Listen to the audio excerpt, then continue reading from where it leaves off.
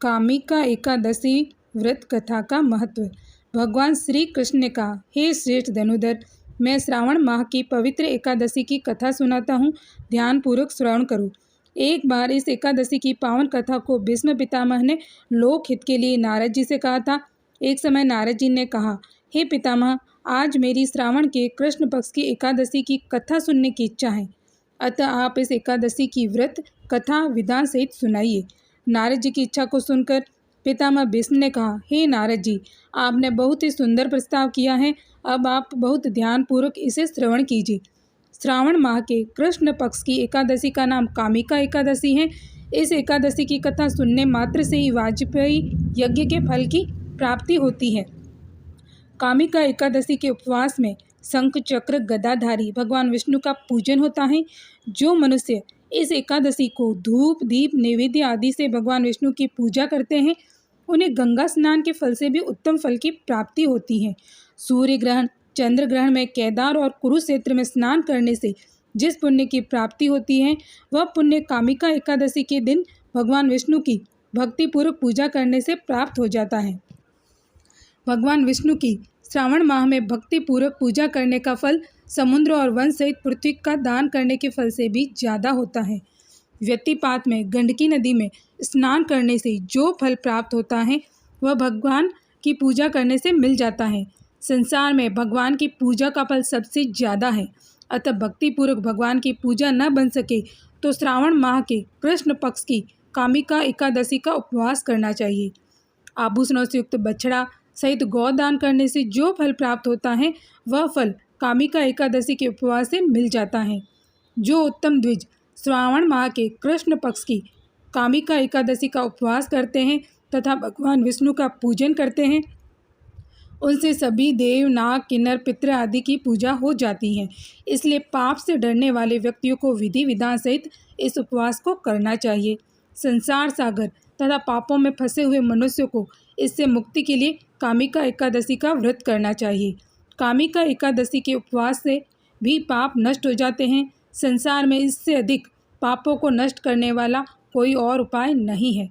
हे नारद जी, स्वयं भगवान ने अपने मुख से कहा है कि मनुष्य को अध्यात्म विद्या से जो फल प्राप्त होता है, उससे अधिक फल कामिका एकादशी का व्रत करने से मिल जाता है।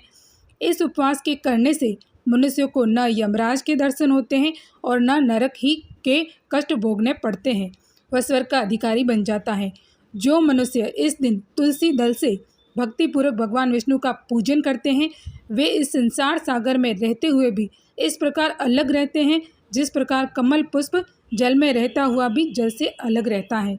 तुलसी दल से भगवान श्री हरि का पूजन करने का फल 1 बार स्वर्ण और 4 बार चांदी के दान के फल के बराबर है। भगवान विष्णु रतन मोती मणि आदि आभूषणों की अपेक्षा तुलसी दल से अधिक प्रसन्न होते हैं। जो मनुष्य प्रभु का तुलसी दल से पूजन करते हैं, उनके सभी पाप नष्ट हो जाते हैं। हे नारद जी, मैं भगवान की अति प्रिय श्री तुलसी जी को प्रणाम करता हूँ। तुलसी जी के दर्शन मात्र से मनुष्य के सभी पाप नष्ट हो जाते हैं और शरीर के स्पर्श मात्र से मनुष्य पवित्र हो जाता है। तुलसी जी को जल से स्नान कराने से मनुष्य की सभी यम यातनाएं नष्ट हो जाती हैं। जो मनुष्य तुलसी जी को भक्तिपूर्वक भगवान के श्री चरण कमलों में अर्पित करता है, उसे मुक्ति मिलती है। इस कामिका एकादशी की रात्रि को जो मनुष्य जागरण करते हैं और दीपदान करते हैं, उनके पुण्यों को लिखने में चित्रगुप्त भी असमर्थ है।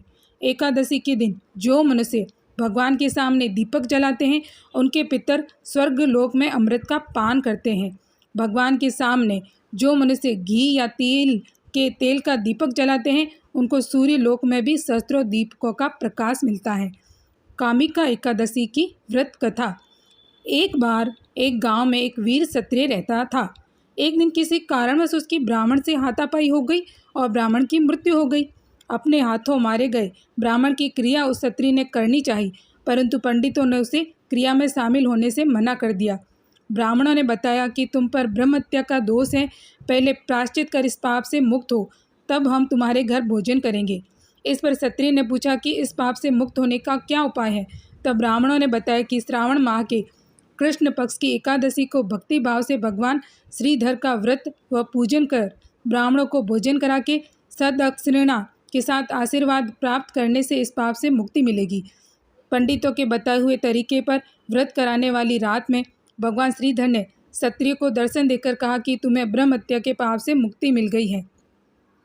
इस व्रत के करने से ब्रह्म हत्या आदि के सभी पाप नष्ट हो जाते हैं और इहलोक में सुख भोग कर प्राणी अंत में विष्णु लोक को जाते हैं। इस कामिका एकादशी के महात्म्य के श्रवण व पठन से मनुष्य स्वर्ग लोक को प्राप्त करते हैं। जय श्री हरि।